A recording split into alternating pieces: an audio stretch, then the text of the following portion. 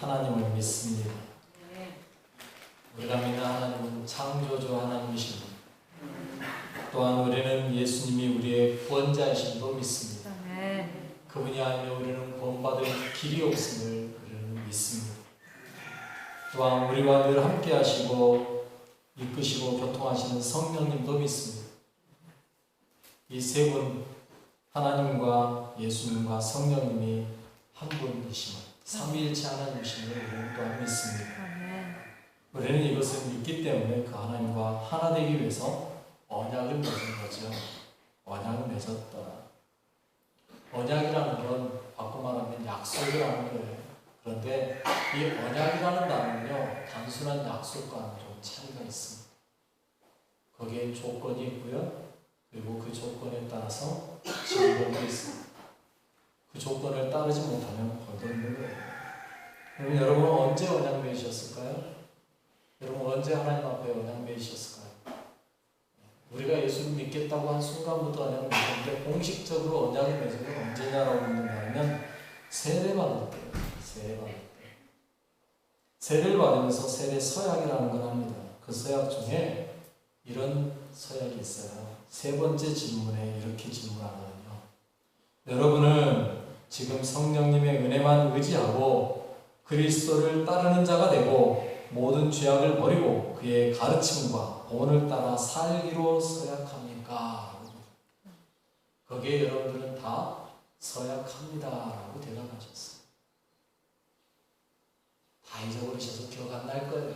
저도 사실 기억 안 나요. 제가 세례받을 때 뭐라고 써야겠는지 저도 기억 안 나요. 그냥 세례받으면서 눈물을 흘린 건 기억나지. 어찌됐건 여러분 모든 죄를 버리고 그의 가르침과 본 따라 살기로 서약했다. 이것이 바로 우리가 하나님과 맺은 언약이에요.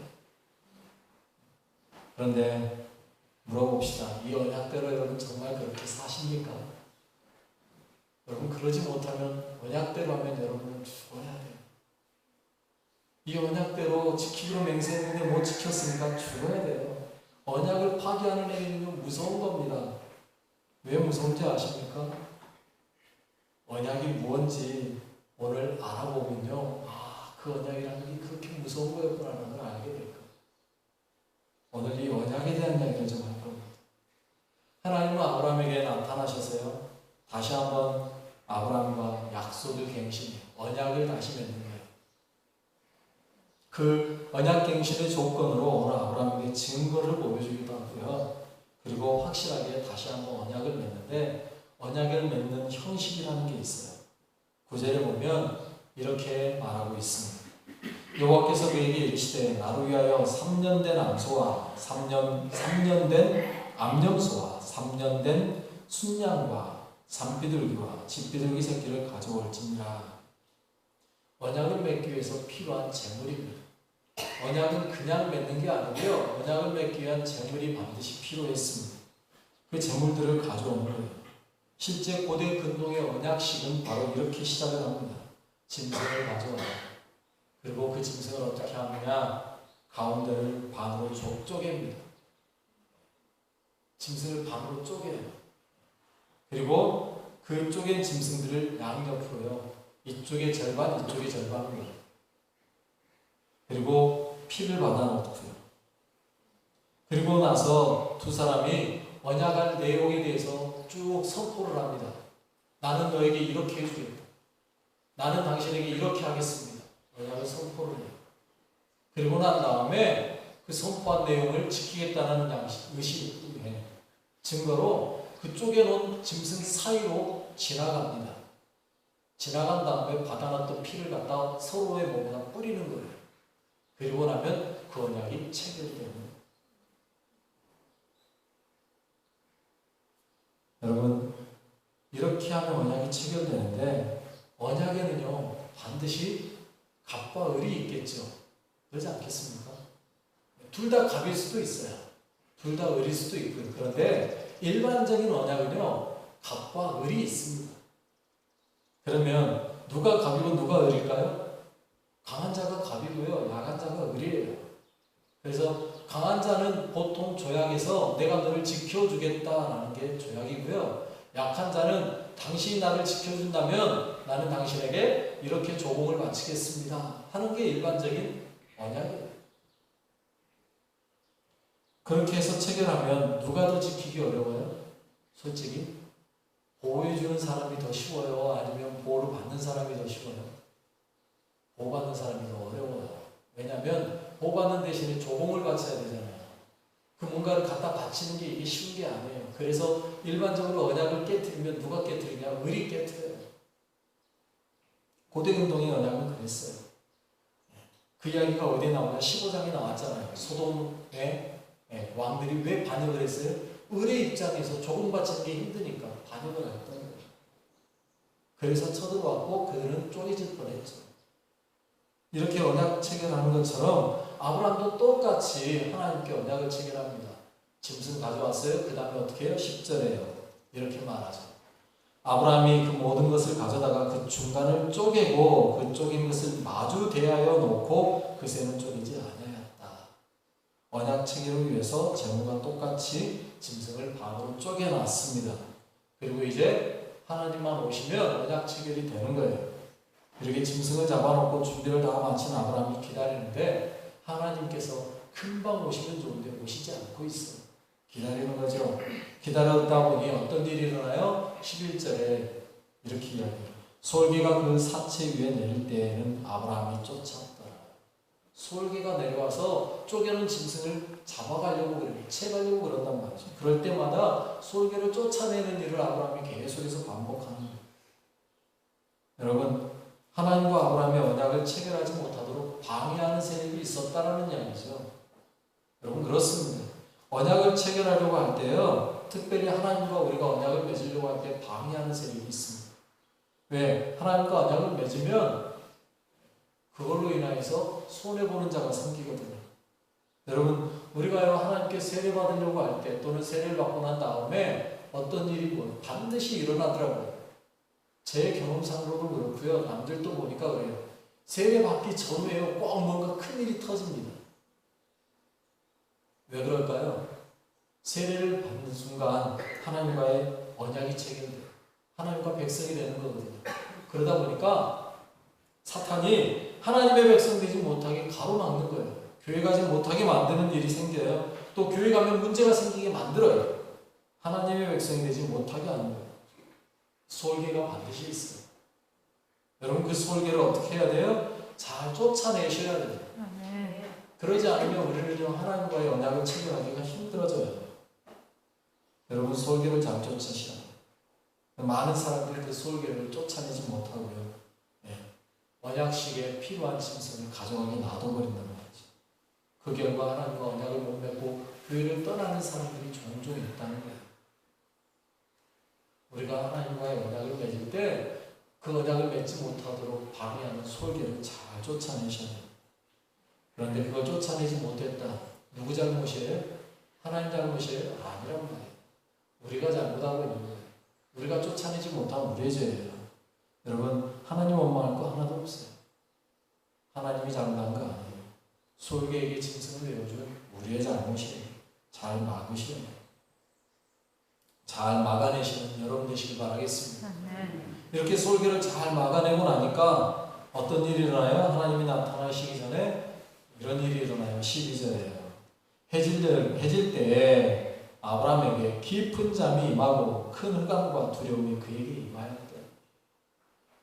큰 흑암과 두려움이 임했습니다. 여러분 하나님은 그런 분이에요. 그냥 편하게 나타나시면 참 좋잖아요. 그러죠? 우리가 아는 하나님은 사랑의 하나님이니까 정말 사랑스러운 모습으로 인자한 모습으로 딱 나타나서 내 아들아 또는 내 딸아 하면서 안아주면서 편하게 나타나면 얼마나 좋아요. 그런데 하나님은 한편으로는 공의 하나님이라 두려움이 있다는 거예요.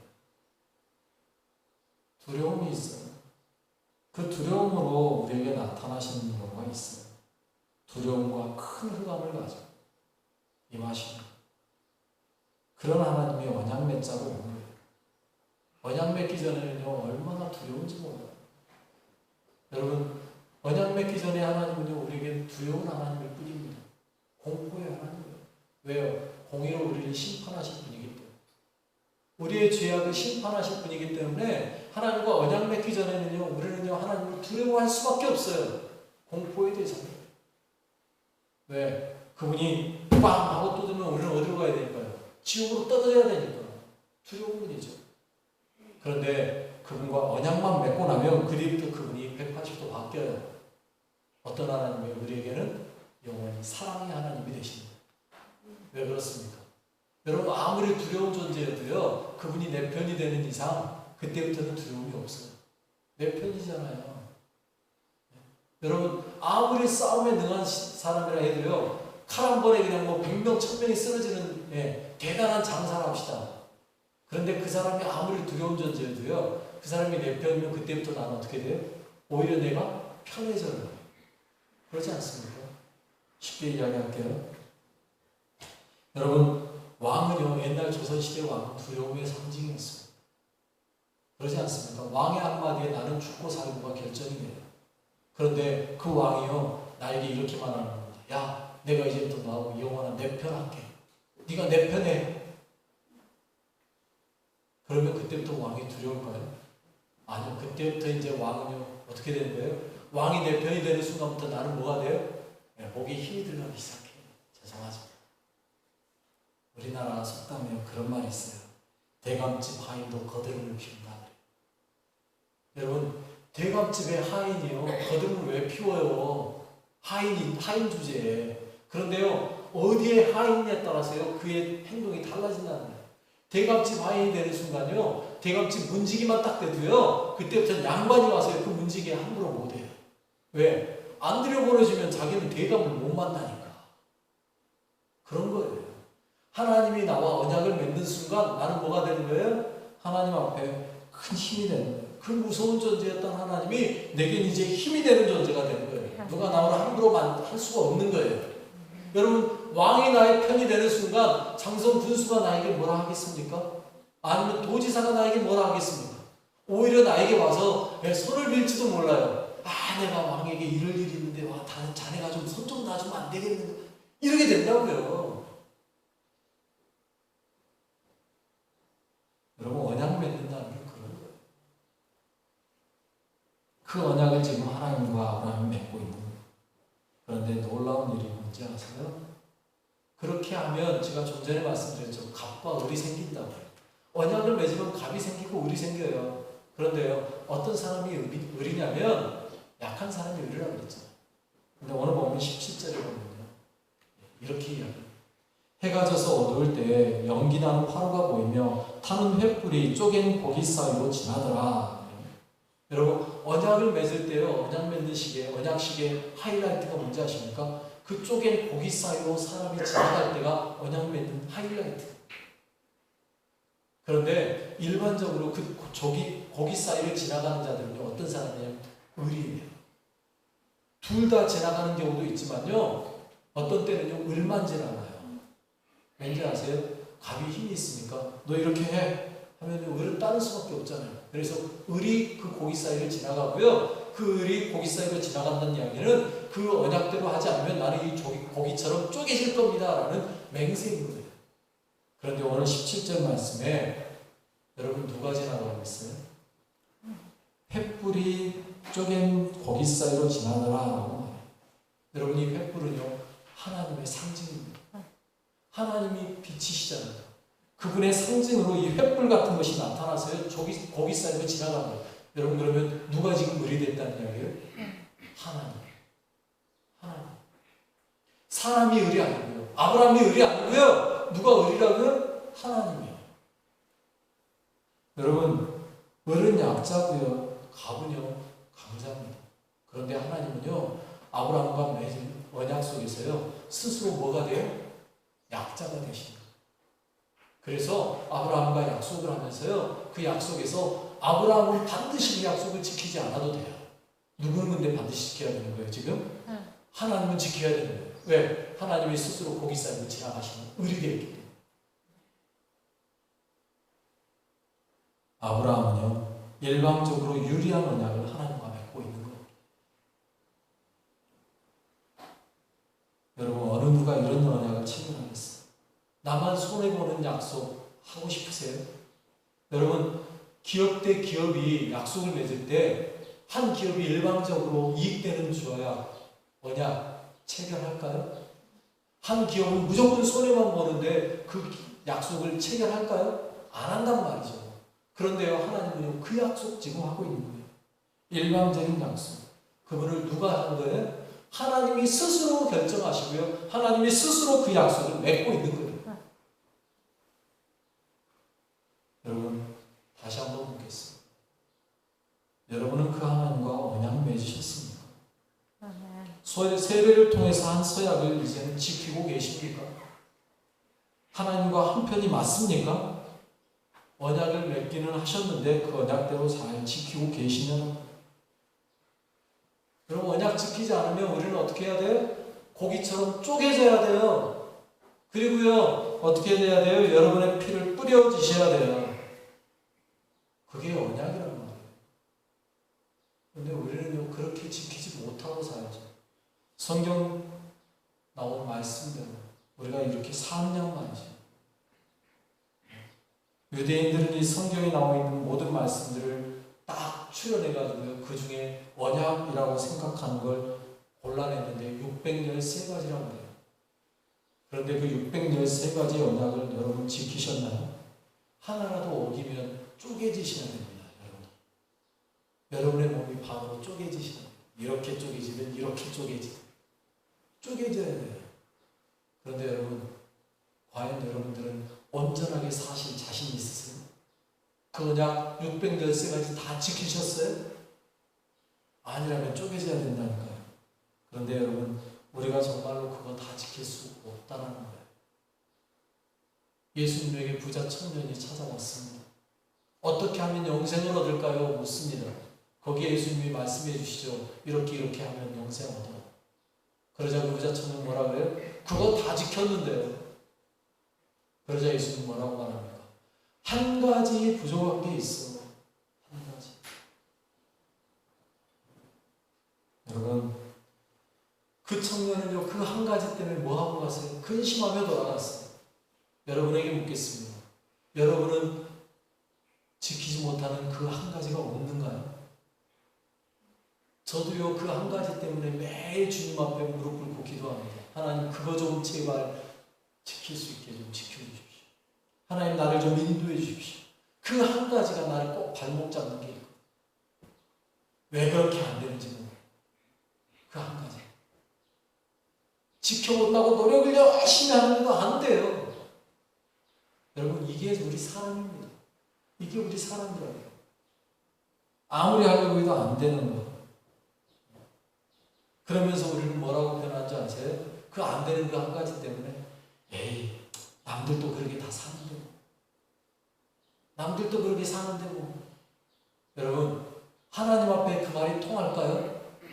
하나님 앞에 남들도 다 그렇게 삽니다. 통할까요? 아니요. 절대 안 통합니다. 여러분, 하나님 앞에서는요, 남들도 그렇게 산다가 안 통해요. 왜? 하나님은 나하고 약속하셨지 남들하고 한 게 아니에요. 그 사람과의 언약은 그 사람과의 체결이고요, 나와의 언약은 나와의 체결이고요. 그러면 나는 어떻게 해야 돼요? 하나님과의 약속을 무조건 지켜야만 되는 거예요. 그런데 그 하나님이요, 우리에게 어떻게 하셨어요? 스스로 고기 사이로 지나갔지 우리에게는 지나가라고 하지 않았단 말이에요.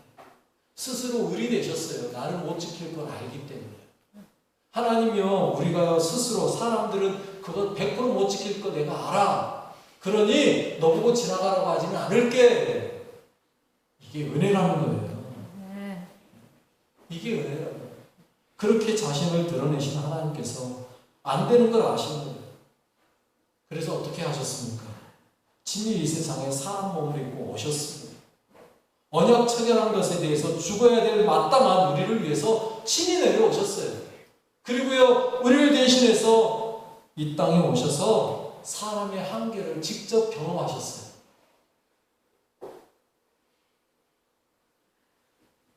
그 사람의 한계를 인정하신 하나님은요, 우리가 언약을 지킬 수 없다는 걸 아시고요, 친히 죽어주셨습니다.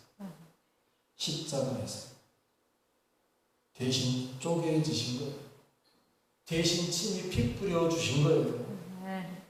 십자가에 달리시고요. 모든 피를 다 쏟아주셨어요. 최후의 마지막 한 방울의 피까지 다 쏟으셨어요.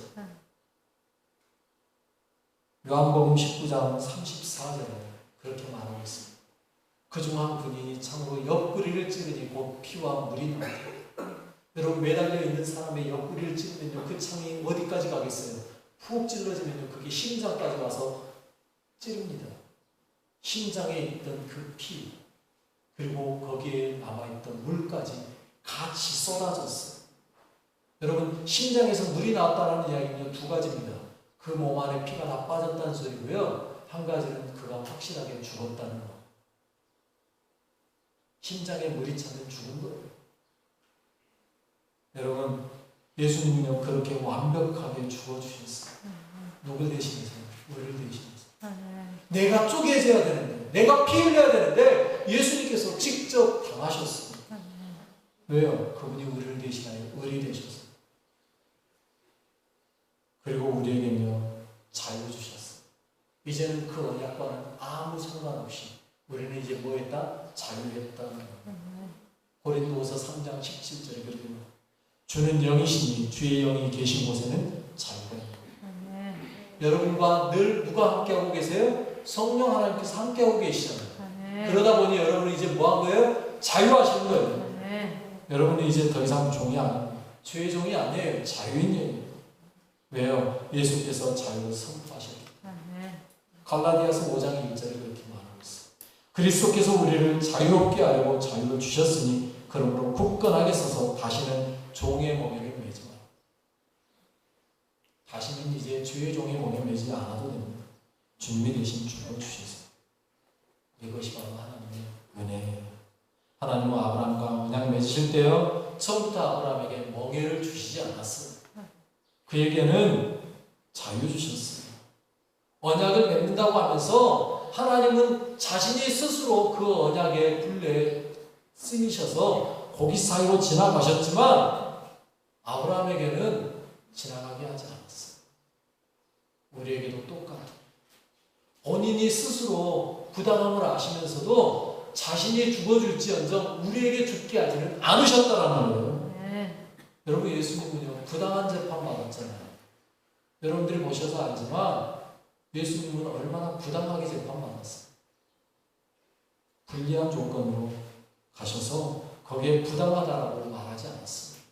그냥 그걸 받아들이셨어요. 왜? 그렇게 해서 죽어야만 했기 때문에. 그리고 우리를 대신해서 죽어주셨어요. 부당하게. 그러나 탓하지 않으셨어요. 당연하게 받아들이셨어요. 왜? 언약 체결 자체가 부당한 겁니다. 여러분, 주님은 스스로 우리의 계약을 맺으셨고요. 그리고 우리를 위해 대신 죽어주셨습니다. 은혜입니다. 주님은 처음부터 우리에게 은혜 베푸신 분입니다. 우리와의 언약 속에서도 주님은 부당한 언약 맺으셨고요. 그리고 그 언약으로 인하여 대신 죽어주셨어요. 이제 우리에게는 뭐만 있어요? 자유만 있어요. 더 이상 언약이 우리를 어떻게 얽매이지 못해요. 우리는 자유하고요. 그리고 그 하나님의 은혜 속에서 살 수 있게 됐습니다. 주님이 주신 그 은혜 굳게 붙잡고 자유를 누리며 평안을 누리며 살아가는 귀한 여러분 되시길 바라겠습니다. 기도드립니다. 주님은 우리와 언약 맺으셨습니다. 우리에게 언약대로 살아가고 하셨습니다. 하지만 그 언약을 지키지 못할 것이라는 사실도 너무도 잘 알고 계셨습니다. 그래서 주님은 친히 고기 사이를 지나셨고 이 땅에 오셨고 우리를 대신하여 언약 지키지 못한 책임까지도 주님이 스스로 지셨습니다. 죽어주셨습니다. 은혜를 베푸셨습니다. 그 은혜를 받은 우리가 할 일은 오직 주님만 믿고 섬기며 전하는 것인 줄 믿습니다. 주님 잘 믿고 잘 섬기며 전하는 삶을 살게 하옵소서. 우리의 영원한 주인이시며 우리와 함께 하옵소서. 예수님의 이름으로 기도드립니다.